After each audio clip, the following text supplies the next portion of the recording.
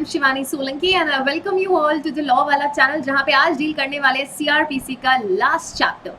Not just CRPC का last chapter but procedure wise भी ये हमारा लास्ट चैप्टर रहने वाला है, लेकिन हमारा लास्ट लेक्चर नहीं रहने वाला। लास्ट लेक्चर क्यों नहीं रहने वाला है?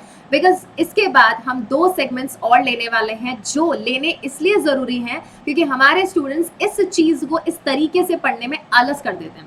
And I do not want you people to lose your marks on that particular point जो हम क्लास में कर सकते थे या जो आपको हर सब्जेक्ट के लिए करना चाहिए और जिसको आपको हर तरीके से पढ़ाना भी चाहिए। हमने पूरा CRPC आज अच्छे से खत्म कर लेंगे और पूरा लगभग हम खत्म कर चुके हैं। आज से वो सिर्फ चैप्टर नंबर 37 बचा है। उसके बाद मुझे बताओ, क्या is it not your duty or is it not our duty और for that purpose my duty to let you actually know कि कौन कौन से चार्ट्स आपको पढ़ने चाहिए? क्योंकि पढ़ सब लेते हैं, कॉन्सेप्ट समझ ले लेते हैं, लेकिन चीजें याद नहीं रहती। कॉन्सेप्ट सबको समझ आता है, मैंने आपको 1000 बार बोला है, मैं सबको बोलती हूँ, law is something which can be understood by everyone. हर कोई समझ सकता है, लैंग्वेज भी इजी है। अब बैरेक्ट हो सकता है कि सिर्फ बैरेक्ट की भाषा ऐसी कि सिर्फ वकीलों को समझ आए और हम लॉ स्टूडेंट्स को समझ आए, बट अगर कोई आम भाषा में जिस तरीके से मैं आपको पढ़ा रही हूँ, अगर कोई भी स्टूडेंट क्लास देखेगा तो लॉ सबको समझ आ जाएगा। कॉमर्स, मैथ्स, ट्रिग्नोमेट्री या फिजिक्स, केमिस्ट्री नहीं है कि आपने बेसिक्स अच्छे से कर रखे तो ही आपको चीजें समझ आएगी। Law is something which can be understood by everyone. Her concept आपको भी समझ आता है, आम आदमी को भी समझ आता है। But where the difference lies और where difference lies in a normal law student और a judiciary aspirant, difference lies in memorising things. चीजें याद भी रखनी पड़ेगी और चीजें याद तब रख पाते हैं जब चीजें समझ पाते हैं, और समझने के साथ कुछ एक्स्ट्रा एफर्ट्स लोगे तो चीजें याद रहेगी, वरना याद नहीं रहेगी। And to be very honest, कहते होंगे लोग कि चीजें याद करने की जरूरत नहीं है, चीजें समझने की। अरे पर अमेंडमेंट समझ लोगे, याद कैसे रखोगे कि 91st में हुआ, यहाँ पे 30 डेज चाहिए, यहाँ पे 60 डेज चाहिए? ये तो याद रखने वाली चीज है ना, इसमें समझना क्या है? यूपीएससी में भी many people are claiming that yes there is particular segment जो आपको याद करना ही करना पड़ेगा, नो मैटर व्हाट। अब इसको आप रट्टाफिकेशन बोलो या कुछ भी बोलो, बट जो चीजें समझने की उसे सिर्फ समझ सकते हैं, जो चीजें आपको कनेक्ट करने की है उसको भी समझ कर ही कनेक्ट कर सकते हैं, एंड जो चीजें याद रखने की उसको सिर्फ याद रख सकते हैं और कुछ नहीं किया जा सकता। और याद रखने के लिए डेफिनेटली ट्रिक्स हो सकती हैं। अब मैं आपको बोलूं कि बेटा पूरे बैरेक्ट में आप सारे डेज याद कर लो, सारा टाइम पीरियड याद कर लो, डिफिकल्ट रहेगा। But what if I bring it on a one particular sheet और on a one particular slide and make you memorise those particular days? तो जब इतने बड़े बैरेक्ट में से मैं बोल रही हूँ कि सारे डेज याद कर लो तो मुश्किल हो सकता है। बट व्हेन आई से कि 2 ही पेपर में ये सारी टाइम ड्यूरेशन में मेंशन करके दे दूंगी, आपके लिए टास्क, इतना बड़ा टास्क बहुत छोटा सा लगेगा, बट प्रोवाइडेड कि आप उसको डेली बेसिस पे याद करते जाओगे तो स्टूडेंट्स नंबर नहीं गवाओगे। क्योंकि मैंने हमेशा बोला है, when we analyse the types of the questions that are asked in the pre, तो ये टाइम ड्यूरेशन पूछा जाता है, अमेंडमेंट्स पूछे जाते हैं, टाइम ड्यूरेशन पूछा जाता है। टाइप्स ऑफ क्वेश्चन में टाइम ड्यूरेशन सबसे ज्यादा आता है, सो मेक श्योर कि ये टाइम ड्यूरेशन आप अच्छे से याद करके जाएं। बराबर। अब कुछ कॉन्सेप्चुअल पार्ट ऐसा आ गया जो कभी नहीं समझ आया, तब तो कुछ नहीं कर सकते। टाइम ड्यूरेशन या तो आता है या नहीं आता है, ठीक है, क्लियर है? सो नेक्स्ट सेगमेंट हमारे इन्हीं 2 पर रहने वाले हैं। चैप्टर नंबर 37 करेंगे। बहुत सुंदर सा प्यारा सा एक टॉपिक है जिसको मैंने 2 बड़े चार्ट्स में डिवाइड किया, जो इजी हो जाएगा आपके लिए समझने के लिए, क्योंकि ये हमारे 10-11 सेक्शंस रहने वाले हैं जिनको थोड़ा सिंप्लीफाई करके समझना जरूरी, क्योंकि यहाँ से भी क्वेश्चन आते हैं। भले चैप्टर नंबर 37 और नाम सिर्फ लगाया इन्होंने मिसलेनियस, लेकिन क्वेश्चन यहाँ से आते हैं। बराबर है ये चीज? Okay, so without wasting any time let's begin with the session. And अब यहाँ पे आज हमें क्या देखना है? आज चैप्टर नंबर 37 देखेंगे। अगले सेशन में स्टूडेंट्स हम कवर करने वाले हैं अमेंडमेंट्स। अब तक से लेके जब से CRPC शुरू हुआ से लेके आज तक कितने अमेंडमेंट्स हुए, कौन कौन से सेक्शन में क्या क्या चीज अमेंड हुई है और क्या उनकी डेट्स हैं, वो सब मेंशन करूंगी मैं। आपकी मर्जी हो तो प्रिंट आउट निकाल के पढ़ो, आपकी मर्जी हो तो खुद से बनाना, लेकिन पढ़ लेना, बस इतना सा निवेदन है, क्योंकि क्वेश्चन आते हैं और मैं एफर्ट्स कर रही हूँ आपके लिए। इस प्लेटफॉर्म पे हर टीचर एफर्ट कर रहा है आपके लिए, तो पढ़ जरूर लेना। और नेक्स्ट होगा हमारा टाइम ड्यूरेशन का चार्ट। मेरा बस चले तो मैं आपको सारे सब्जेक्ट्स का टाइम ड्यूरेशन और अमेंडमेंट निकाल के दे दूँ, but definitely it's going to take time, है ना। फिर ऐसे नहीं टेलीग्राम पे मैसेज मारने शुरू करो, मैम आपने बोला था आप वो मुझे दोगे चीज, लेकिन अभी जो मैं फिलहाल जो सब्जेक्ट्स पढ़ा रही हूँ वो मुझे कवर करने दो, ठीक है, क्लियर है? विद टाइम हो सकता है हम आगे दूसरे सब्जेक्ट्स का भी टाइम ड्यूरेशन और अमेंडमेंट चार्ट्स बनाते जाएं और आपके साथ शेयर करते जाएंगे, ठीक है, बराबर है। For that it is necessary that आप मेरा ग्रुप ज्वाइन कर लीजिएगा, शिवानी सोलंकी टेलीग्राम ग्रुप, क्योंकि हो सकता है कुछ जो चीजें मैं यहाँ पढ़ा रही हूँ वो तो आपको यहाँ मिल जाएगी, जो चीजें मैं नहीं पढ़ा रही बट एक्स्ट्रा कुछ बना दिया जो हो सकता है अलग अलग स्टेट जुडिशरी में आ रहा हो, तो that you can collect from my Telegram group. जैसे टीपी एक्ट की डॉक्ट्रिन्स का लिस्ट मैंने शेयर किया था अलॉन्ग विद देयर सेक्शंस, तो वो वहाँ पे ग्रुप पे है, आप वहाँ पे जाके कलेक्ट कर सकते हो। In case you have any doubt तो आप वहाँ से मुझसे रीच आउट कर सकते हो, बराबर। अब सुनो, टाइम ड्यूरेशन का चार्ट बनाएंगे। टाइम ड्यूरेशन में अपील हो सकता है, आपकी कंप्लेन प्रेफर करने का टाइम हो सकता है, कॉग्निजेंस लेने का टाइम हो सकता है, लिमिटेशन हो सकता है, ये सब कुछ आईपीसी में भी टाइम ड्यूरेशन है, मेंशन रखो, याद रखो, ठीक है। कुछ पर्टिकुलर नंबर्स दे रखे हैं, जहां पर भी नंबर वाली चीज आती है वो याद रखो। 5 और मोर पीपल, अबेटमेंट कर रहे हो पब्लिक का, या फिर 10 और मोर पर्सन हो गए, सॉलिटरी कन्फाइनमेंट हो गया, टाइम हो गया 14 days at 14 interval, 7 days at 7 days का इंटरवल, ये सारी चीजें याद रखने लायक है, रखो इनको याद, ठीक है। चलो आज के सेशन में स्टूडेंट्स हम ये देखने वाले हैं जो मिसलेनियस पार्ट है। मिसलेनियस मतलब ये चीजें कुछ ऐसी हैं जो कि हटके हैं, प्रोसीजर में काम नहीं आती है। क्या काम नहीं आती? प्रोसीजर में काम नहीं आती, या फिर जो मैंने आपको 3 स्टेजेस ऑफ क्रिमिनल प्रोसीडिंग बताया उसमें कहीं पर काम नहीं आती है। आई मीन टू से कि प्रोसीजर का हिस्सा नहीं है, लेकिन आपको प्रोसीजर के साथ पढ़ना चाहिए, क्योंकि ये कुछ पावर्स के बारे में बताता है। किसके बारे में बताता है स्टूडेंट्स? पावर्स के बारे में। तो सबसे पहले मैंने एक वर्ड पकड़ा, हाई कोर्ट। क्या वर्ड पकड़ा? High court. हाई कोर्ट से रिलेटेड 4 सेक्शंस दे रखे हैं हमारे इस चैप्टर नंबर 37 में। कौन से नंबर चैप्टर में? चैप्टर नंबर 37 में हाई कोर्ट से रिलेटेड 4 चीजें दे रखी है। जहां सबसे पहले 474 ये कहता है, जब भी हाई कोर्ट के सामने ट्रायल होगी, ध्यान रखना स्टूडेंट्स, जब मैंने आपको ट्रायल्स का पार्ट करवाया था चैप्टर नंबर 18, 19, 20, 21, तो मैंने आपको बताया था हाई कोर्ट के सामने ट्रायल होगी तो कौन सा प्रोसेस फॉलो किया जाएगा। We have started chapter number 18 हो गया, 19, 20, 21, कोर्ट ऑफ सेशन के सामने वारंट ट्रायल हो गई, मजिस्ट्रेट के सामने warrant trial on police report, otherwise on police report हो गई, समरी ट्रायल हो गई, समन ट्रायल हो गई, सब कुछ पढ़ के आए हम। लेकिन ये सब कहाँ के लिए पढ़ी हमने? कोर्ट ऑफ सेशन के लिए पढ़ी या फिर हमने मजिस्ट्रेट के लिए पढ़ी। लेकिन what about high court? Even high court is a criminal court. कौन कहता है? सेक्शन नंबर 6 कहता है ना high court criminal court, yes और नो। अब जब वो हाई कोर्ट है तो मैम आपने तो बताया नहीं कि वो कौन सी प्रोसीजर फॉलो करेगा, बिकॉज उनके पास भी पावर है, ओरिजिनल ज्यूरिसडिक्शन ले सकता है, बिल्कुल ले सकता है। तो यहाँ पर वो कौन सी प्रोसेस फॉलो करेंगे? सो 474 इसका जवाब देता है, it says trial before high court other than under 407। 407 जहां हम पढ़ रहे थे ट्रांसफर ऑफ द केसेस में, उस सेक्शन के अलावा जो भी केसेस होगा, high court is going to deal with the same procedure which the court of session deals. Court of session के सामने जो भी ट्रायल होती है, चाहे वो वारंट ट्रायल हुई, तो वो ही ट्रायल हमारा हाई कोर्ट भी यूज करने वाला है, अपनाने वाला है। दिस इज 474, याद रखना। अब चलेंगे 477 पे। 477, 482 एंड 483 तीनों में क्या दे रखा है? हाई कोर्ट का पावर दे रखा है। ध्यान रखना, 474, 477, 482 एंड 83 क्या दे रखा है? हाई कोर्ट के पावर्स दे रखे हैं। 474 कहता है हाई कोर्ट के पास पावर्स है रूल्स बनाने का। 2 चीजें होती हैं, एक होता है एक्ट, एक होता है rules. Probation of offenders act देखो, जुवेनाइल जस्टिस एक्ट देखो, हमने काफी जगह पढ़ा है। रूल्स बनाने का पावर किसको? रेगुलेशन बनाने का पावर किसको? Okay, a very good question which can be asked in interview. Difference between rules and regulations. Homework है आपका, रूल्स एंड रेगुलेशन दोनों के बीच डिफरेंस क्या है समझना अच्छे से। मैंने एक सेशन लिया था, एक पीसीपीएनडीटी का सेशन लिया था, या registration of birth and death, उसमें था रूल्स एंड रेगुलेशंस का मैंने डिफरेंस बताया था। Make sure that you understand the difference between rules and regulations, otherwise मैं आपको किसी ना किसी सेशन में जरूर बताने वाली हूँ। जिसको रूल्स एंड रेगुलेशंस का डिफरेंस समझ आ जाए वो मुझे टेलीग्राम पे मैसेज करके बता सकता है, ma'am this is the meaning of the rules and regulation. अगली क्लास में मैं उसका नाम बता दूंगी, बराबर। अब सुनो, हाई कोर्ट के पास पावर है कि वो रूल्स बना सकते हैं। Rules with respect to what? Rules with respect to these 3 things. लेकिन वो रूल्स बनाने से पहले उनको अप्रूवल लेनी पड़ेगी स्टेट गवर्नमेंट की। स्टेट गवर्नमेंट की अप्रूवल से हाई कोर्ट क्या कर सकता है? रूल बना सकता है, जहां पे वो ये बताएंगे दैट हु और which person may be permitted to act as a petition writer in the criminal code. एक बार अपना बैरक अपने हाथ में रखेंगे, 477 का सब सेक्शन 1 क्लॉज ए पढ़ रही हूँ।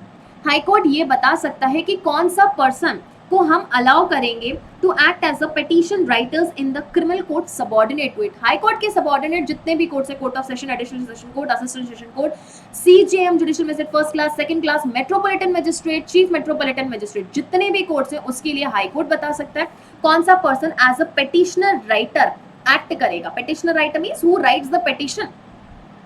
Second point is, or the second power that the High Court is, High Court issue कर सकता है लाइसेंस। कुछ चीजों के लिए लाइसेंस इशू कर सकते हैं एंड उस लाइसेंस पे कंडक्ट करने वाले बिजनेस को भी रेगुलेट कर सकते हैं कि बिजनेस सही तरीके से चल रहा है नहीं चल रहा है. Along with that scale of fees भी चार्ज विद देम. लाइसेंस लेने के लिए फीस देनी पड़ेगी ना, तो कितनी फीस देनी है, उस फीस का स्केल क्या होगा क्या नहीं होगा, this high court will decide and tell you. Third point is, चलो क्लॉज बी भी पढ़ लेते. Clause B says regulating the issue of license to such persons petition writers and the conduct of the business by them. कैसे business conduct कर रहे हैं, सही कर रहे हैं नहीं कर रहे हैं, कोई त्रुटि तो नहीं कर रहे हैं. And the scale of fees to be charged by them, कितना फीस हम उनसे लेंगे. Third clause says providing penalty for the contravention of the rules. जो हाईकोर्ट ने रूल्स बनाए उनका आपने कॉन्ट्रावेंशन किया, आप पर पेनल्टी लगेगी. तो पेनल्टी कितनी लगनी चाहिए, this high court is going to let you know also. कौन सी अथॉरिटी पेनल्टी इंपोज करेगी और कौन सी अथॉरिटी इस मामले में इन्वेस्टिगेशन करेगी, this also high court will decide. So plus लगाया है, that means that providing penalty for the contravention and determining which authority who will investigate and impose penalty. Clause number C, providing penalty for the contravention of the any of the rules so made, जो ऊपर बनाए हमने rules, and determining the authority by which such contravention may be investigated and penalties be imposed. और D clause में क्या देखा है, any other matter जो कि उनको important लगे. And clause subsection B बोलता है, subsection 2 बोलता है all rules made under this section shall be published in the official gazette. Official gazette में आपको ये सारे रूल्स क्या करने पड़ेंगे, पब्लिश करने पड़ेंगे. क्लियर है चीज, ओके बराबर. तो ये तीनों पॉइंट याद रखना, पूछा जा सकता है. फर्स्ट पॉइंट क्या है, कौन यहाँ पे पिटिशन राइटर बनेगा. सेकंड क्या बोला है, लाइसेंस देंगे उनको, उनका कंडक्ट ऑफ बिजनेस देखेंगे एंड उनको फीस प्रिस्क्राइब करेंगे. थर्ड बोला अगर कॉन्ट्रावेंशन किया तो पेनल्टी इंपोज करेंगे एंड पेनल्टी को कौन इंपोज करेगा, दैट इज पेनल्टी रिकवर कैसे करना है, क्या करना है, उसका एग्जीक्यूशन, अलॉन्ग विद दैट उसका इन्वेस्टिगेशन कौन करेगा, हाईकोर्ट सब कुछ बताएगा. 474 में क्या पढ़ा हमने कि हाईकोर्ट के सामने ट्रायल कैसे होगी. 477 रूल मेकिंग पावर है. 482 पे आते हैं जो कहता है हाई कोर्ट के पास इनहेरेंट पावर्स है. इनहेरेंट पावर्स मतलब n नंबर ऑफ पावर्स है.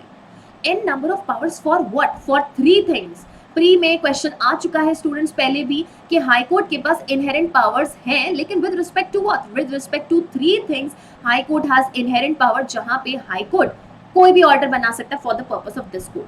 इस कोड में दैट इज सीआरपीसी में कोई भी चीज को इफेक्ट देने के लिए हाई कोर्ट कोई भी ऑर्डर, कोई भी आदेश दे सकता है. Point number B, to prevent the abuse of the process of any court. Word लिखा है वहां पे एनी कोर्ट. जो भी हमारे कोर्ट्स है, क्रिमिनल कोर्ट्स, उसमें कोई भी प्रोसेस का अब्यूज है. अब्यूज मतलब प्रोसेस को प्रॉपर्ली यूज नहीं किया जा रहा है, कोई अपने पावर्स को एक्सीड कर रहा है, अल्ट्रा वायरस एक्ट कर रहा है, ज्यूरिसडिक्शन को एक्सीड कर रहा है या ज्यूरिसडिक्शन को एक्सरसाइज नहीं कर रहा है, तो ये सब क्या है, प्रोसेस ऑफ कोर्ट का अब्यूज है. यहाँ पर हाई कोर्ट के पास इनहेरेंट पावर्स है, वो ऑर्डर पारित कर सकते हैं ऐसे किसी भी सिचुएशन में. And third is to secure the ends of justice, to make sure कि सभी के साथ जस्टिस हो रहा है, न्याय हो रहा है, इस चीज के लिए हाई कोर्ट ऑर्डर्स पारित कर सकते हैं. आ जाओ 482 पे. 482 says saving of inherent powers of high court. Nothing in this code shall be deemed to limit or affect the inherent powers of the high court. इस कोड में कुछ भी दिया गया है तो हाई कोर्ट के इनहेरेंट पावर्स पे रोक नहीं लगा सकता है, वो लिमिट नहीं कर सकता, रिस्ट्रिक्शन नहीं लगा सकता. टू मेक सच ऑर्डर्स, अब यहाँ से लिस्ट शुरू होती है. Such orders as may be necessary to give effect to any order under this code. इस कोड में किसी भी आदेश को निष्पादन करने के लिए या उसको इफेक्ट देने के लिए हाई कोर्ट कोई भी ऑर्डर पारित कर सकता है, comma, or to prevent the abuse of the process of the court or to otherwise secure the ends of the justice. तो 3 पॉइंटर्स है, याद रखना अच्छे से. make any order, prevent the abuse of the process of the court and to secure the ends of the justice. 482. 483 में क्या बोला, superintendence of high court. High court भैया सुप्रीम है, हाई कोर्ट से ऊपर सुप्रीम कोर्ट है, लेकिन high court सुप्रिटेंडेंस करेगा. सुप्रिटेंडेंस मतलब क्या होता है, सुपरविजन करना, देखना हाँ भाई सही से काम कर रहे हो कि नहीं कर रहे हो. These are the things which high court can do. हमारा सुप्रिटेंडेंस कौन करता है, हमारे पेरेंट्स करते हैं, देखते हैं ना, हमारे एक्ट को गवर्न करते हैं कि हाँ भाई बच्चे अच्छे से पढ़ाई कर रहे हैं कि नहीं कर रहे हैं, सब काम ढंग से संचालित रूप से हो रहा है कि नहीं हो रहा है. ऐसे तो नहीं कि कुछ ऐसा कार्य कर रहे हैं जो उनके इंटरेस्ट के लिए अच्छा नहीं है, पढ़ाई कर रहे हैं कि नहीं कर रहे. तो ये सुप्रिटेंडेंस होता है, दैट इज सुपरविजन होता है यहाँ पे. सो हाई कोर्ट किसका सुप्रिटेंडेंस करेगा, जेम्स का. जेम्स मीन्स जुडिशियल मैजिस्ट्रेट्स का. किस चीज के लिए करेगा, क्यों यहाँ पे सुप्रिटेंडेंस किया जा रहा है, to ensure that there is expeditious and proper disposal of the cases by judicial magistrate। expeditious मतलब बिना डिले के आप केस को डिस्पोज कीजिए, एंड प्रॉपर डिस्पोजल मतलब that there is no violation of any process given under this code, और justice ensure हो रहा है सारी पार्टीज को। 483 पे आ जाइए। Duty of the high court to exercise continuous superintendence over the courts of judicial magistrates. Word आ जाए एग्जीक्यूटिव मैजिस्ट्रेट या वर्ड आ जाए मेट्रोपॉलिटन मैजिस्ट्रेट, मार्क मत करना। 483 exclusively deals with judicial magistrates. Okay, every high court so exercise its superintendence over the courts of judicial magistrates subordinate to it, इससे subordinates, so as to ensure that there is an expeditious and proper disposal of the case by such magistrates. Such magistrates means judicial magistrate. अब लगे हाथ 484 भी पढ़ लेते। 484 में ज्यादा कुछ नहीं पढ़ना, सिर्फ इतना ध्यान रखना है कौन सा सीआरपीसी रिपील हो रहा है। रिपील एंड सेविंग की बात करते हैं। सेविंग मीन्स कुछ चीजों पे इफेक्ट नहीं होगा, रिपील मीन्स आज से उसका काम तमाम काम खत्म है उसका। सो रिपील किसको किया गया है? 1898 है ना, 95 नहीं है, 1898 के सीआरपीसी को हम क्या करते हैं? रिपील करते हैं। एक्ट नंबर कौन सा था? वो एक्ट नंबर 5 था। एक्ट नंबर 5 सीआरपीसी 1898 को रिपील किया गया किसके द्वारा? सीआरपीसी 1973 के द्वारा। अंडरस्टूड? एक्ट नंबर सब में ध्यान रखना है।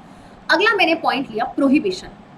क्या लिया? प्रोहिबिशन। प्रोहिबिशन लग रहा है चैप्टर नंबर 37 में कुछ एक्ट्स के ऊपर, और वो एक्ट्स किसके हैं? या तो जजेस के हैं, या मैजिस्ट्रेट्स के हैं, या पब्लिक सर्वेंट्स के वो एक्ट्स हैं। किसके एक्ट्स हैं? जजेस के, मैजिस्ट्रेट के या पब्लिक सर्वेंट के एक्ट्स पे हम प्रोहिबिशन लगा रहे हैं, रोक लगा रहे हैं, बोल रहे हैं कि जजेस, magistrate, public servants, you are not suppose to do this particular act. Now what are those acts which are prohibited under chapter number 37?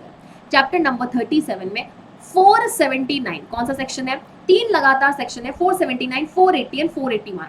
479 में हमने रेस्ट्रिक्शन लगाया जजेस एंड मैजिस्ट्रेट्स पे।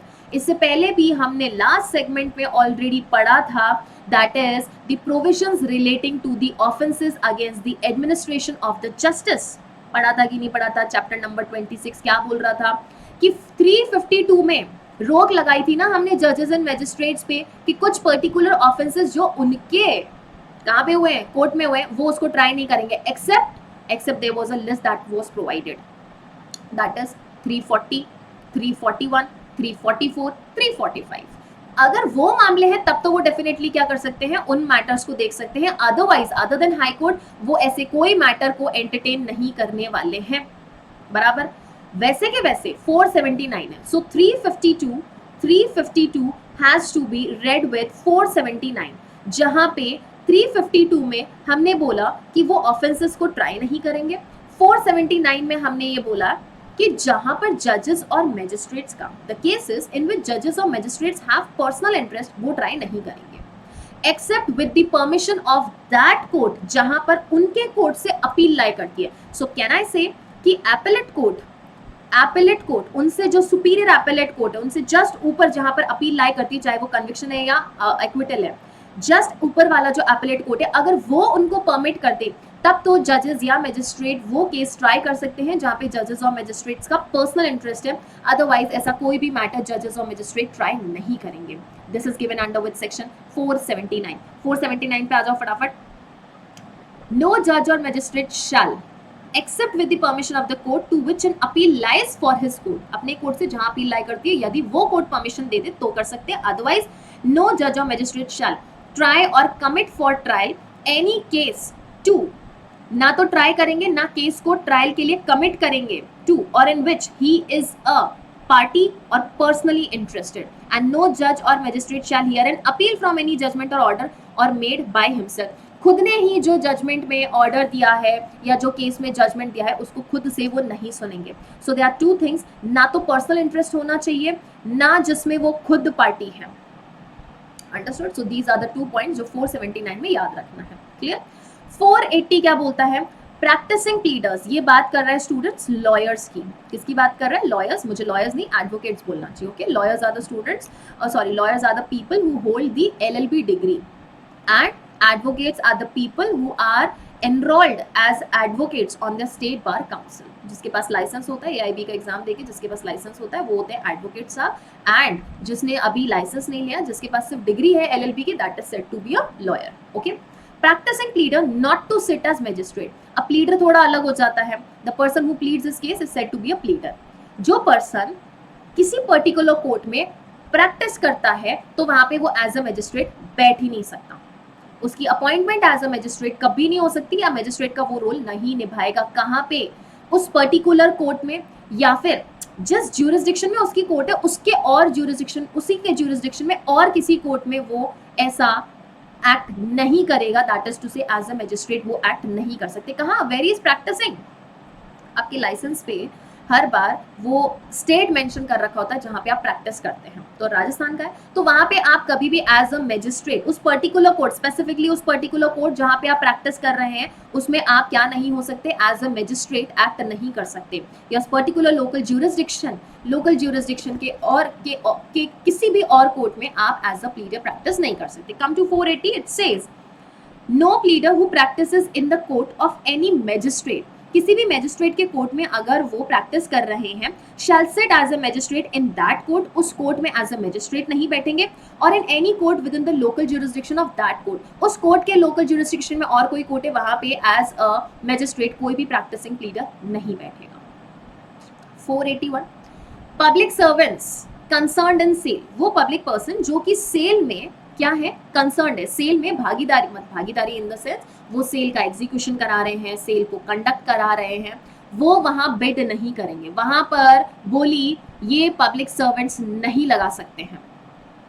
इसमें जहां पर सेल हो रही है, जहां पर सेल उनको ऑथराइज करने का पावर. सेल हमने पढ़ा है ना, अटैचमेंट ऑफ द प्रॉपर्टी. जब प्रॉपर्टी अटैच होती है तो उसके बाद स्टूडेंट्स क्या होगा? सेल होगा. तो बोला हमने ऑफिसर ऑफ द कोर्ट को कि जाइए आप इसकी सेल कंडक्ट कीजिए. तो वो खुद ही वहां जाके प्रॉपर्टी को बिड नहीं कर सकता है, वहां पे बोली नहीं लगा सकता है, ऑक्शन में हिस्सा नहीं ले सकता है. 481 a public servant having any duty to perform in connection with the sale of the property under this code. इस कोड में अगर हम कोई प्रॉपर्टी को सेल कर रहे हैं और इस कोड के अंतर्गत उसे ड्यूटी दे रखी है कि आपको इस सेल को कंडक्ट करवाना है, देन शैल नॉट परचेज और बिड द प्रॉपर्टी. क्या नहीं करेंगे? दो चीजें नहीं करनी है, ना तो प्रॉपर्टी को बिड करेंगे ना ही प्रॉपर्टी को परचेज करेंगे. क्लियर है चीज? दो चीजें ध्यान रखनी है, बिड और परचेज दोनों नहीं होगा. सो 479 में जुडिशरी जजेस और मैजिस्ट्रेट्स क्या नहीं करने वाले? यहाँ पे पर्सनल इंटरेस्ट या पार्टी है तो ऐसे किसी मैटर को नहीं ट्राई करेंगे. 480 में क्या बोला? प्रैक्टिसिंग प्लीडर्स क्या नहीं कर सकते? एज अ मैजिस्ट्रेट प्रैक्टिस नहीं कर सकते, एज अ मैजिस्ट्रेट वहां सिट नहीं कर सकते, बैठ नहीं सकते उस पर्टिकुलर कोर्ट में. एंड 481 में हमने बोला पब्लिक सर्वेंट्स क्या नहीं करेंगे? प्रॉपर्टी को बिड नहीं करेंगे, परचेज नहीं करेंगे. Now we have the last 3 sections. अब लास्ट 3 सेक्शंस के लिए स्टूडेंट्स मैंने एक टेबल बनाई है. क्या क्या है? लास्ट 3 सेक्शंस के लिए एक टेबल बनाई है. This is the table. ये सेक्शंस इंपॉर्टेंट बिल्कुल नहीं है लेकिन फिर भी एक बार पढ़ लेते हैं. 474, 476 एंड 478. 475 पे कहता है डिलीवरी टू. डिलीवरी किसको कर रहे हैं? Commanding officers. कमांडिंग ऑफिसर्स को डिलीवर कर रहे हैं. क्या डिलीवर कर रहे हैं? वो पर्संस डिलीवर कर रहे हैं who are liable to be tried by court martials. क्या बोला? कोर्ट मार्शल्स द्वारा वो लोग जो ट्राई किए जा सकते हैं. कोर्ट मार्शल्स जिन लोगों की सुनवाई कर सकता है, केसेस को सुन सकता है, उन लोगों को हम कमांडिंग ऑफिसर्स को डिलीवर कर रहे हैं. हमें पता है स्टूडेंट्स, आर्मी है, नेवी है, एयरफोर्स है. अब ये जितने भी हमारे यहाँ के ऑफिशियल्स हैं, इनकी ट्रायल करेगा कौन? कोर्ट मार्शल ट्रायल करेगा इनकी. लेकिन यहाँ पे बोला है कि हमारे जजेस और मैजिस्ट्रेट के पास पावर है कि वो डिलीवर कर सकते हैं इन पर्सन्स को कमांडिंग ऑफिसर के पास. सो आ जाओ 475 पे. It says central government. It is not जज or magistrate, it is central government. Central government के पास पावर है. Central government may make rules consistent with. Central government ऐसे रूल्स बना सकता है स्टूडेंट्स जो कि कंसिस्टेंट है. किसकी कंसिस्टेंट है? या तो हमारा आर्मी एक्ट हो गया, नेवी एक्ट हो गया, या एयरफोर्स एक्ट हो गया, या any other law relating to the armed forces of union. किस चीज के लिए रूल्स बनाएंगे? As to the cases in which the person subject to military, navy or air force shall be tried by the court to which the code applies or by a court martial. तो central government ऐसे rules बना सकती है कि army, navy, air force के जो भी persons हैं उनको कौन सा कोर्ट ट्राई कर सकता है, या जो कोर्ट मार्शल ट्राई करेगा वो क्या पावर्स के साथ ट्राई कर सकते हैं. एंड व्हेन जब भी ऐसे पर्सन को आप मैजिस्ट्रेट के सामने लेके आते हैं, जो कि ऑफिसर है, कहा था आर्मी नेवी एयरफोर्स का ऑफिसर है, इसको जब भी आप मैजिस्ट्रेट के सामने लेके आएंगे, जो कि चार्ज किया गया है offence for which he is liable to be tried either by court to which this code applies or by court martial. Magistrate के सामने स्टूडेंट्स हम ऐसे पर्सन को लेके आए हैं जिसको कि ट्राई किया जा सकता है, या तो सीआरपीसी के अंतर्गत जो कोर्ट मेंशंस कर सकते हैं, उनके कोर्ट मेंशंस कर रखे उनके द्वारा उसको ट्राई किया जा सकता है, या फिर कोर्ट मार्शल के द्वारा उसको ट्राई किया जा सकता है। उसकी ट्रायल कौन कंडक्ट कर सकते हैं? वो कोर्ट जो कि सीआरपीसी में मेंशन्ड है, या फिर कोर्ट मार्शल्स उसकी ट्रायल कंडक्ट कर सकते हैं। तो ऐसे पर्सन को आप मैजिस्ट्रेट के सामने लेके आए हो, तो इसको हम कहाँ डिलीवर करेंगे? Commanding officer of army navy air force. Okay, सुनो आगे। Such magistrate shall have regard to such rule. Regard to such rules, कौन से रूल्स को अवॉइड करना है? जो सेंट्रल गवर्नमेंट ने बनाए हैं। Okay, and shall in proper case deliver him. इसको क्या करेंगे? हम डिलीवर करेंगे। कहाँ डिलीवर करेंगे? मतलब भेज देंगे, आगे फॉरवर्ड करेंगे। डिलीवर हिम टुगेदर, किसके साथ? With the statement of the offence for which he is accused. वो स्टेटमेंट जो कि उसके एक्यूजेशन के बारे में बताता है कि भाई फलाना फलाना ऑफेंस उसने किया है, उस स्टेटमेंट के साथ किसको भेजेंगे? To commanding officer of the unit to which he belongs. Deliver him to commanding officer जिसको वो बिलोंग करता है। तो आपको सिर्फ 475 में इतना ध्यान रखना है कि जो पर्सन आर्मी नेवी एयरफोर्स का है उसको मैजिस्ट्रेट के सामने लेके आए, तो क्वेश्चन आपसे ज्यादा प्री में ये पूछा जा सकता है, किसको फॉरवर्ड करोगे? Commanding officer, that is it. और पावर किसको है इन मैटर्स से रूल्स बनाने का? Central government. ये दो क्वेश्चन पॉसिबल क्वेश्चन बन सकते हैं। सेंट्रल गवर्नमेंट पावर लेती है रूल्स बनाने का, और जब भी मैजिस्ट्रेट के सामने ऐसा पर्सन अपीयर होता है, हम उसको कमांडिंग ऑफिसर के सामने भेज देंगे। और to the commanding officer of the nearest military, naval or air force station as the case may be for the purpose of being tried by the court martial। बराबर है? क्लियर है जी? समझ आ गई? अब 476 में छोटी, अब देखो आगे इन्होंने डेफिनेशंस दे रखी हैं। यूनिट क्या है, कोर्ट मार्शल्स क्या है। क्लियर है ये चीज? ओके, अब देखो सबसेक्शन 2 में क्या दे रखा है 475 के? Every magistrate shall on receiving the written application for the purpose by the commanding officer of any unit or body of soldiers, sailor, airman use his utmost endeavors to apprehend and secure any person accused of such offense। कहने का मतलब ये subsection 2 में अगर commanding officer क्या कर दे, commanding officer magistrate को application दे दे कि भाई ऐसा हमारे डिपार्टमेंट का फलाना पर्सन है, इस पर्सन की अरेस्ट वगैरह करनी है, तो डेफिनेटली उस एप्लीकेशन पे हमारे मैजिस्ट्रेट एक्ट कर सकते हैं, उस पर्सन को एप्रीहेंड कर सकते हैं, अरेस्ट कर सकते हैं। ओके, सबसेक्शन 3 कहता है हाई कोर्ट में direct the prisoners detained in any of the jail situate within the state be brought before the court martial for a trial to be examined touching any matter pending before the court martial। तो high court क्या कर सकता है? ऐसा direction दे सकता है कि जो पर्सन कोर्ट मार्शल द्वारा ट्रायबल है, अगर वो किसी प्रिजन में डिटेन्ड है, तो आप प्लीज उसको कोर्ट मार्शल के सामने प्रोड्यूस कीजिए। ओके, क्लियर है ये चीज? बराबर। और उसको एग्जामिन भी वहीं पर किया जाएगा। Now coming to 476। 476 कुछ फॉर्म्स के बारे में बता रहा है कि हम कौन से फॉर्म्स को एक्चुअली यूज कर सकते हैं। समन का फॉर्म हो गया है, वारंट का फॉर्म हो गया है, अटैचमेंट का हो गया, तो वो कौन से फॉर्म्स हैं जिनको हम एक्चुअली यूज कर सकते हैं इस प्रोसेस में या इस प्रोसीजर में? वो forms which are given under second schedule may be used for the respective purpose mentioned and if used shall be sufficient. अगर आप समन के लिए सेकेंड शेड्यूल में दिया गया फॉर्म यूज करना चाहते हो तो कीजिए, कोई दिक्कत नहीं है, उस पर्टिकुलर मैटर से यूज कर सकते हो, अपना खुद का फॉर्म भी बना सकते हो, लैंग्वेज चेंज कर सकते हो, but if you want to use second schedule वाला form you can use this, has been given under 476। बराबर। And coming to the last section 478, power to alter functions allocated to executive magistrate in certain case। अब executive magistrate के powers को alter करने का power किसके पास है, या एग्जीक्यूटिव मैजिस्ट्रेट के फंक्शंस को चेंज करने का पावर किसके पास है? सो 478 में पावर दिया गया स्टेट लेजिस्लेचर को, स्टेट असेंबली को। If state assembly, that is the legislative assembly of the state, by resolution so permits, then state government may, after consultation with the high court, by notification direct that the references under section 108, 109, 110, 145, 147 to an executive magistrate shall be construed as in reference to judicial magistrate of first class। समझो, बहुत अच्छा concept है। 478 ने last में जाते जाते बहुत अच्छी चीज बोला कि स्टेट गवर्नमेंट के पास पावर है कि वो in the consultation of high court, कब, जब state legislature that is to say legislative assembly of state ऐसा रेजोल्यूशन पास करे, तब state government with the consultation of the high court क्या कर सकती है, हमारे एग्जीक्यूटिव मैजिस्ट्रेट्स के वो पावर जो हमने मेंशन किए 108, 109, 1010, 145 एंड 147 में, उनको चेंज करके क्या बोल सकती है कि ये power judicial magistrate first class के पास है। अंडरस्टूड। सो पावर किसके पास है, अगर सरल भाषा में बोलूं स्टेट गवर्नमेंट के पास है, लेकिन उनको क्या करना है, कंसल्ट करना पड़ेगा हाई कोर्ट के साथ। क्लियर है। एक बार फटाफट से वापस रिवाइज कर लेंगे, जहां हमें ये देखना है कि हमने हाई कोर्ट से रिलेटेड सबसे पहले क्या पढ़ा, 474 बोला कि कोई भी ट्रायल करनी है कोर्ट ऑफ सेशन की कीजिए। 477 क्या बोला, हाई कोर्ट के पास तीन चीजों का पावर है। 482 में क्या पढ़ा, हाई कोर्ट के पास इनहेरेंट पावर्स है। 483 में क्या पढ़ा कि हमारे हाई कोर्ट क्या कर सकते हैं, सुपरिटेंडेंस कर सकते हैं जुडिशियल मैजिस्ट्रेट का। साथ में 484 पढ़ लिया जो कहता है कि भैया यहाँ पे क्या करना पड़ेगा, आपका रिपील हो जाता है 1898 का सीआरपीसी। उसके बाद हमने प्रोहिबिशन की बात की, जहाँ पे जजेस और मैजिस्ट्रेट और पब्लिक सर्वेंट पे प्रोहिबिशन लगाया। कौन कौन सा सेक्शन पढ़ा, 479, 480 एंड 481। 479 में क्या पढ़ा, जजेस और मैजिस्ट्रेट ऐसा कोई भी केस ट्राई नहीं करेंगे जहां पर कि उनका पर्सनल इंटरेस्ट है या फिर वो खुद पार्टीज हैं।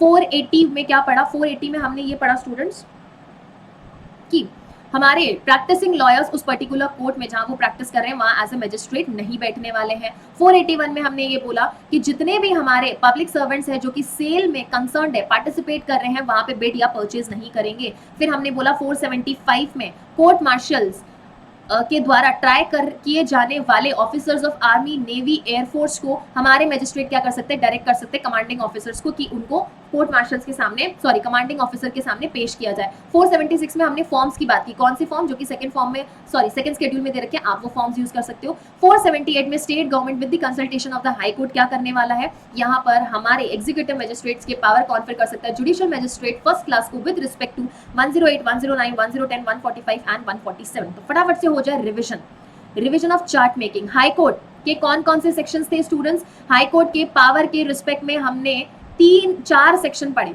जहां सबसे पहले हमने पढ़ा 474 हाई कोर्ट की ट्रायल कौन सी, वही कोर्ट ऑफ सेशन वाली।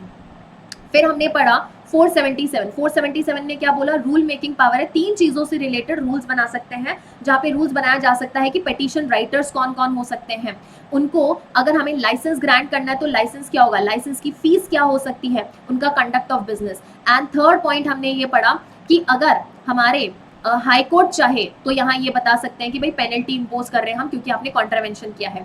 फिर गए हम 482 पे, 484 किसकी बात करता है, दैट हाई कोर्ट के पास पावर है, कितने पावर्स है, इनहेरेंट पावर्स है, 3 चीजों के इनहेरेंट पावर्स है, ध्यान रखना अच्छे से। कोई भी ऑर्डर पारित कर सकते हैं, एंड्स ऑफ जस्टिस के लिए कोई चीज जरूरी है वो कर सकते हैं, प्रोसेस ऑफ कोर्ट अब्यूज ना हो वो चीज के लिए लॉज बनाया जा सकता है। 483 किसकी बात करता है, superintendence power of high court, लेकिन सुप्रिटेंडेंस करेंगे किसका, जुडिशियल मैजिस्ट्रेट्स का करेंगे। For what purpose, for the expeditious and proper disposal of the case. फिर हमने बात की किसकी स्टूडेंट्स, प्रोहिबिशन की बात की। प्रोहिबिशन किसके ऊपर लगाया, जजेस के ऊपर, मैजिस्ट्रेट्स के ऊपर एंड पब्लिक सर्वेंट्स के ऊपर, जहां 3 सेक्शंस हमने लाइन से पढ़े, 479, 480 एंड 481। अच्छा यहाँ पे एक और सेक्शन पढ़ा था 484, जो ये कहता है students CrPC 1898 is repealed. Act number कौन सा है उसका, एक्ट नंबर 5 है, दैट इज रिपील्ड। 479 किसकी बात करता है, दैट जजेस एंड मैजिस्ट्रेट ऐसा कोई भी केस ट्राई नहीं करेंगे जहां पर उनका पर्सनल इंटरेस्ट है या फिर जहां पर वो खुद क्या है, पार्टीज हैं, एक्सेप्ट एपेलेट कोर्ट अगर आपको परमिशन देता है तो आप ट्राई कर सकते हैं। 480 में क्या बोला, जो हमारे प्रैक्टिसिंग एडवोकेट्स हैं, दैट इज टू से प्रैक्टिसिंग प्लीडर्स बोला है ना, प्रैक्टिसिंग प्लीडर्स क्या नहीं करेंगे, उस कोर्ट में नहीं बैठेंगे जहां पर कि वो प्रैक्टिस कर रहे हैं, उस कोर्ट में एज अ मैजिस्ट्रेट वो नहीं बैठने वाले हैं। 481 में हमने क्या बात की, 481 में हमने बोला कोई भी पब्लिक सर्वेंट है तो अगर वो सेल में कंसर्न्ड है तो वहां पे ना तो वो बिड करेगा ना ही वो परचेज करने वाला है। एंड लास्ट में वी स्टार्टेड 3 इंपॉर्टेंट सेक्शन, जहां 475 ने बोला कि हमारे मैजिस्ट्रेट क्या कर सकते हैं, किसी भी ऑफिसर को जो कि आर्मी, नेवी, एयरफोर्स का क्या है, ऑफिसर है, जब उसने कोई ऑफेंस किया है तो वहां पर सेंट्रल गवर्नमेंट के पास पावर्स है कि वो रूल्स तो बनाएंगे, और रूल्स बनाने के बाद मैजिस्ट्रेट जब भी ऐसा ऑफिसर उनके सामने आता है या लेके आया जाता है तो उस ऑफिसर को हम क्या करेंगे, कमांडिंग ऑफिसर के सामने उसको भेज देंगे या फॉरवर्ड कर देंगे। 476 में we studied about the forms. क्या पढ़ा? फॉर्म्स. जो सेकंड शेड्यूल में फॉर्म्स दे रखे हैं हम उनको यूज कर सकते हैं for the purpose that they have been mentioned for. And 478 जो कहता है दैट अगर लेजिस्लेटिव असेंबली ऑफ स्टेट क्या करे? रेजोल्यूशन बनाए तो उस रेजोल्यूशन को बनाने के बाद state government in consultation with the high court क्या कर सकता है? एग्जीक्यूटिव मजिस्ट्रेट की जगह जुडिशियल मजिस्ट्रेट फर्स्ट क्लास लिख सकता है. मतलब उसका कंस्ट्रक्शन हम कैसे करेंगे? As if the powers of the executive magistrate has been given to the judicial magistrate first class with respect to section 108, 109, 110, 145 and 147. Sections की लिस्ट अच्छे से याद रखना, एग्जाम में पूछा जा सकता है. तो अब मुझसे पूछो मैम अति महत्वपूर्ण सेक्शन कौन से हैं इसमें से? 474 अति महत्वपूर्ण, 482 अति महत्वपूर्ण, 483 अति महत्वपूर्ण, 484 में 1898 ध्यान रख लेना, एक्ट नंबर 5 ये इंपॉर्टेंट है. 479 इंपॉर्टेंट है. याद हो आपको 479 मैंने आपको किसके साथ पढ़ने को बोला? This you have to read with 352 of CrPC. 352 of CrPC बराबर है ये चीज. नेक्स्ट इज और कौन सा सेक्शन इंपॉर्टेंट रहता है? और इंपॉर्टेंट रहता है यस 478. ठीक है 478 भी है, हालांकि सही बोलूँ तो 480 और 481 भी है. ठीक है प्री के क्वेश्चंस जाके जरूर देखना, प्रीवियस ईयर्स देख लो या अदर स्टेट जुडिशरीज के देख लो, स्टूडेंट्स क्वेश्चंस पूछे गए हैं. सो डू नॉट फील कि हम इन सेगमेंट्स को इग्नोर कर दें या लास्ट सेगमेंट है चैप्टर नंबर 37 से कोई क्वेश्चन थोड़ी पूछा जाता है. देखो बेटा पूछ लिया तो फिर प्रॉब्लम हो जाएगी हमारे लिए. Okay so make sure that you study all these segments nicely and I hope आपको सीआरपीसी में मजा आया होगा. हमने अच्छे से डील किया, लगभग सारे सेगमेंट्स को हमने बेसिक फॉर्म में एंड कुछ पार्ट्स में इन डेप्थ भी डिस्कस किया है. सो आई होप जो सीआरपीसी जिस विजन के साथ आए थे कि पूरा ही जो सब्जेक्ट हम स्टूडेंट्स को एक बार फ्री ऑफ कॉस्ट कराएंगे, वो जरूर हमने विजन एकम्प्लिश किया और आपको पसंद आया होगा. पसंद आया तो कमेंट सेक्शन में जरूर बताएं. And in case if you have any doubt with respect to CRPC, with respect to whatever I have taught in this subject, or with respect to collecting any important thing that I share on my group, you can connect with my group Shivani Solanki. Telegram पे एक group मिलेगा Shivani Solanki where there is a link pinned over there, and on clicking on that link a chat box will open in front of you and you can drop your message there for me and I will respond to the same very soon. Clear है? अगले session में हम मिलने वाले हैं जहां पे मैं ऑलरेडी बता चुकी हूँ कि हम दो चीजें डिस्कस करेंगे. एक तो अमेंडमेंट पार्ट डिस्कस करेंगे, कब कौन सा अमेंडमेंट हुआ, किस रीजन की वजह से हुआ, क्या केसेस थे उस अमेंडमेंट के पीछे, क्या सीआरपीसी में हुए अमेंडमेंट के साथ साथ आईपीसी में भी अमेंडमेंट हुए हैं क्या, क्योंकि we have to study the criminal law amendment. 2013 का भी पढ़ेंगे, 18 का भी पढ़ेंगे, उससे पहले कोई इंपॉर्टेंट अमेंडमेंट्स हुए तो वो भी पढ़ना है. चाहे वो कोई वर्ड ऐड हुआ हो, कोई वर्ड सब्सट्रैक्ट हुआ, सब्स्टिट्यूट हुआ हो, कोई वर्ड रिपील हुआ हो या फिर कोई और एडिशनल चीजें उसके साथ हुई हो, फिर चाहे वो कोई नया लॉ ही क्यों ना. We have to study the POCSO also. POCSO का वन शॉट में ले चुकी हूँ, जरूर पढ़ना, क्योंकि पॉक्सो का आईपीसी और सीआरपीसी दोनों से ही कनेक्शन है. तो जब हम अमेंडमेंट्स पढ़ेंगे स्टूडेंट्स, मेक श्योर करना कि आईपीसी और सीआरपीसी के कलेक्टिव अमेंडमेंट्स हमको पढ़ने पड़ेंगे, because we will be studying the criminal law amendment. तो हम साथ में ये भी देखेंगे कि जहाँ सीआरपीसी में अमेंडमेंट हुआ, आईपीसी में क्या और चीजें एड ऑन हुई है. बराबर है ये चीज. एंड उसके बाद एक और सेशन रहेगा, तो नेक्स्ट सेशन हम लेंगे अमेंडमेंट में, उसके बाद एक और सेशन रहने वाला है टाइम ड्यूरेशन पे. अब टाइम ड्यूरेशन का चार्ट पहले मैं बना के लाती हूँ सीआरपीसी का, आपको कुछ लगता है तो और ऐड ऑन कर सकते हैं, मुझे बता सकते हैं कि मैम हम ये चीज भी और ऐड ऑन करना चाहते हैं. वो टाइम ड्यूरेशन का चार्ट मैंने बनाया कैसे, कितना टाइम लगा, कैसे बनाया, कैसे ढूंढा, that trick I will let you know in the last segment. So अब हमारे 2 और सेशन बचे, उसके बाद फिर क्या करेंगे, उसके बाद हम स्टार्ट करेंगे इंडियन एविडेंस एक्ट. ठीक है, इंडियन एविडेंस एक्ट के सेशन से मिलेंगे जो थोड़ा क्यों, इनफैक्ट मैं कहूँ तो बहुत ज्यादा कंसेप्चुअल सब्जेक्ट है, जिसको समझना और जिसको याद करना थोड़ा मुश्किल हो जाता है. सेक्शंस भले ही कम है ना, हार्डली वी हैव 167 सेक्शंस. याद करना तो इजी है, लेकिन चीज़ों को वहाँ कनेक्ट करना, उसकी रेलेवेंसी समझना, वो थोड़ा मुश्किल होता था. स्पेसिफिकली अगर मैं बात करूँ चैप्टर नंबर 9 और 10 की बात करूँ, जो आपके स्पेसिफिकली एग्जामिनेशन के पार्ट से डील करते हैं, विटनेसेस के पार्ट से डील करते हैं, या फिर रेलेवेंसी की बात करूँ, तो वहाँ पे काफ़ी सारी प्रॉब्लम्स जो होती हैं वो फेस करते हैं students. But do not worry, जिस तरीके से सीआरपीसी को ईजी बनाया चार्ट फॉर्मेट में, चार्ट फॉर्मेट को बनाने के पीछे का रीजन यही है, कॉन्सेप्ट तो आपको समझ आ जाता है, लेकिन याद करनी है हमको चीजें. तो इस तरीके से आप याद कर सकते हो. 1 2 3 4 5 6 चलोगे, कभी याद नहीं होने वाला है. फिर चाहे वो कोई भी सब्जेक्ट हो, सीआरपीसी, आईपीसी, सीपीसी, कुछ याद नहीं होने वाला है. कभी भी 1 2 3 4 नहीं चलना है. Always make sure to make your own procedure, चाहे it be a major law or minor law. ठीक है, क्लियर है चीज. तो यहाँ पे हम सीआरपीसी का आज जो डायरेक्ट अच्छे से इंटरप्रिटेशन है वो हम फिनिश करेंगे. मिलेंगे अगले 2 सेशंस में जहाँ पे सीआरपीसी को डन करेंगे. So yes, that was all from my side in today's session and I hope you all have enjoyed this session. Now we will meet in another new session. Till then, thank you so much.